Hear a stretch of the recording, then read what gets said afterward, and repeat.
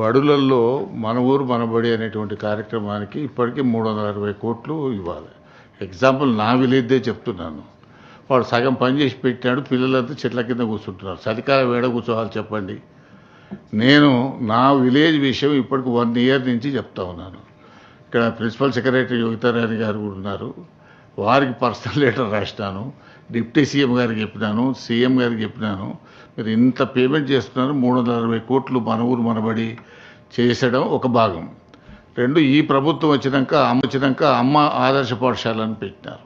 దాన్ని మీరు ఏం చేసినారు, మైనింగ్ సెస్కు అటాచ్ చేసినారు. ఆ మైనింగ్ సెస్ వచ్చిన దగ్గరనైతేనే కొంత పేమెంట్లు ఇస్తున్నారు, లేని దగ్గర అవి కూడా ఆగిపోయినటువంటి పరిస్థితులు.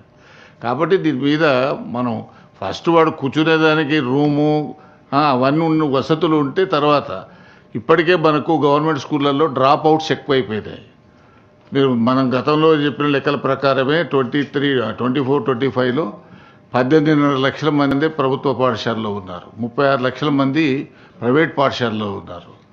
ఈ సంవత్సరం 3 లక్షల మంది చేర్చినామని చెప్పినారు, కానీ అది ఉత్తదే. 30,000 మంది కూడా కొత్తగా చేర్చుకోలేదు, లెక్కలు మాత్రం పంపిస్తున్నారు. దయచేసి ఈ మన ఊరు మనబడికి సంబంధించిన పేమెంట్స్ ఇవ్వండి. చిన్న కాంట్రాక్టర్లు, ఎందుకనంటే విద్యా కమిటీ చైర్మన్ వాడు 3 ఏళ్ల కింద అప్పు తెచ్చి కడితే, మీకు చెప్తున్నాను, మా ఊరిలో 19 లక్షలు 20 లక్షలు బాకీ. వాడు బాధపడలేక నేను 5 లక్షలు ఇచ్చినాను వానికి. అరే నీ బిల్లు వచ్చిందని మళ్ళీ నాకు వాపసు తెచ్చేయమని.